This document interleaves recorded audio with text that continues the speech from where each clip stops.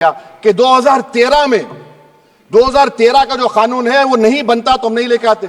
मैं बड़े अदब के साथ उनसे पूछना चाह रहा हूं कि क्या उस वक्त राजनाथ सिंह साहब, आडवाणी साहब, हमारी लेट सुषमा स्वराज, ये बड़े बड़े नेता यहां बैठे थे? आपने यूनानिमस उस कानून को पास करवा दिया। कीर्ति आजाद थे उस वक्त, अब यहां बैठे हैं वो टीएमसी में। तो क्या आप गलत थे या वो गलत थे? हमको बता दीजिए, आप बता दीजिए। क्योंकि अगर आडवाणी आपके लिए बहुत बड़ा नेता है, मेरे लिए नहीं हो सकते, आपके लिए आपने पद्मश्री दिया उनको। मोहतरमा सुषमा स्वराज की जबरदस्त तकारीर का मैं कायल हूं, वो बैठकर उस 2013 को यूनानिमस पास कर दिए। मुझे कंफ्यूजन है कि क्या अमित शाह, नरेंद्र मोदी बड़े हैं या आडवाणी बड़े हैं? आपके लिए आप तय कर लीजिए। अच्छा सर, आपके tribunal sir, railway Clements tribunal, NGT tribunal, income tax, वैसे 14-15 ट्राइब्यूनल है, हिंदू एंडोवर का ट्राइब्यूनल, सबका अपील नहीं होती, रिव्यू होता है।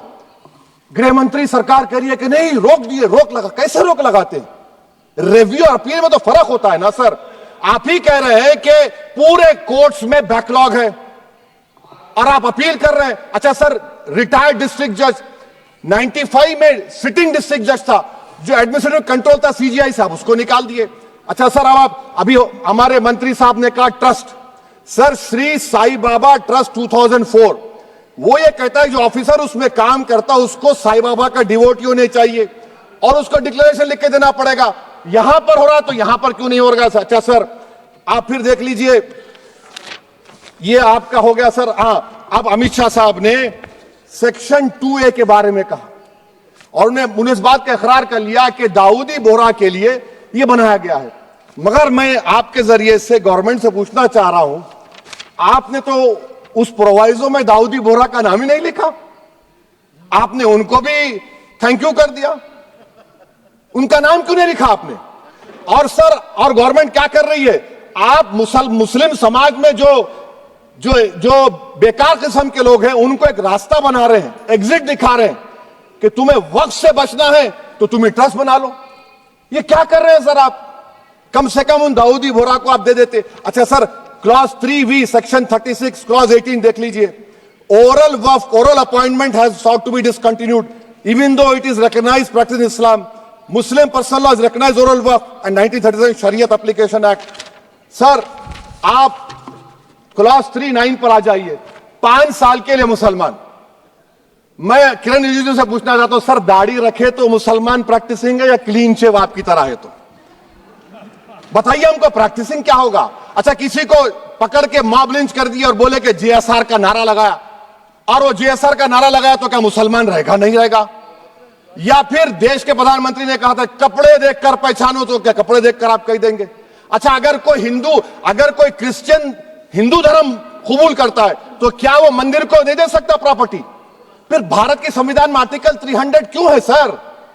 राइट टू इक्वालिटी क्यों है? फ्रीडम ऑफ रिलीजन क्यों है? 5 साल कहां से लाएंगे? अच्छा सर, और एक चीज सर, और एक चीज मैं आपको बोल के खत्म कर दूंगा सर। इस बिल में वक्फ औलाद का सर, इसमें आप देखिए clause 432, the creation of waqf aulad shall not result in denial of inherent rights to heirs including women heirs और द वाकिफ और the right of person. Sir ये आर्टिकल 25 का वायलेशन है, शरीयत एप्लीकेशन एक्ट 37 का वायलेशन, आर्टिकल 300A का वायलेशन है। अच्छा, हिंदू धर्म में सेल्फ एक्वायर्ड प्रॉपर्टी को एक हिंदू, अब उसके फर्ज के 2 बच्चे हैं, वो एक को अपनी पूरी दौलत दे सकता है, कोई रोक टोक नहीं है। वो कहेगा नहीं मैं घर के बच्चों को नहीं दूंगा, मोहल्ले के गरीब को दे दूंगा, वो भी कोई रोक टोक नहीं है। वहां पर आपको बच्चों की फिक्र नहीं है। जब मैं अपनी प्रॉपर्टी को अल्लाह को मालिक बनाकर दे रहा हूं, आप कह रहे बच्चों की फिक्र नहीं है।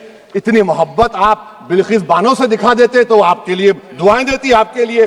तो सर आप दूसरी बात आप देख लीजिए सर, आखिरी बात कहकर मैं अपनी बात को मुकम्मल कर रहा हूं सर। नहीं मुकम्मल कर रहा हूं। स्पीकर साहब बहुत टाइम दे दिए सर। आप देखिए, इसमें अमित शाह साहब बोले कि इतनी प्रॉपर्टीज का कब्जा हुआ, चोरी हुई, ये हुआ। सर क्लॉज 2652A सेक्शन, अगर कोई प्रॉपर्टी बेचता है 2 साल की सजा थी, आपने क्या कर दिया? उसको 6 महीने कर दिया। नॉन अवेलेबल था, आपने अवेलेबल कर दिया। सेक्शन 40 की बात करते हैं सेक्शन 40 में सर हमको जो ज्वाइंट वर्किंग कमेटी का जो नोट्स दिए उसमें मिनिस्ट्री ऑफ माइनॉरिटी अफेयर्स ने कहा कि 30 साल में 515 केसेस सेक्शन 40 के और सिर्फ 8 लोग कोर्ट को गए। वक्फ यूजर का कानून तेलंगाना आंध्रा में है, सेक्शन 40 का कानून तमिलनाडु 63 है, आंध्र प्रदेश में 43 है। और सर आप डायरेक्शन दे रहे हैं, अच्छा क्लॉज 4218B देखिए सर, आप रूल बना रहे हैं कोऑपरेटिव फेडरलिज्म के खिलाफ है, इतना रूल बना रहे हैं। और आखिर में सर मैं आपको बताना चाह रहा हूं स्पीकर साहब, ये बिल का मकसद सिर्फ मुसलमानों को जलील और रुस्वा करना है, मुसलमानों को दूसरे दर्जे का शहरी बनाने का इनका मकसद है। सर अगर आप हिस्ट्री को पढ़ेंगे तो महात्मा गांधी उस वक्त के व्हाइट अफ्रीका में सफेद फार्म अफ्रीका के कानून को महात्मा गांधी ने कहा था कि ये मेरा कॉन्शियंस इसको मानता नहीं, मैं इस कानून को कबूल नहीं करता हूं। तो महात्मा गांधी ने क्या किया, उन्होंने उस कानून को फाड़ दिया। तो मैं गांधी की तरह इस कानून को फाड़ता हूं, ये अनकॉन्स्टिट्यूशनल है सर।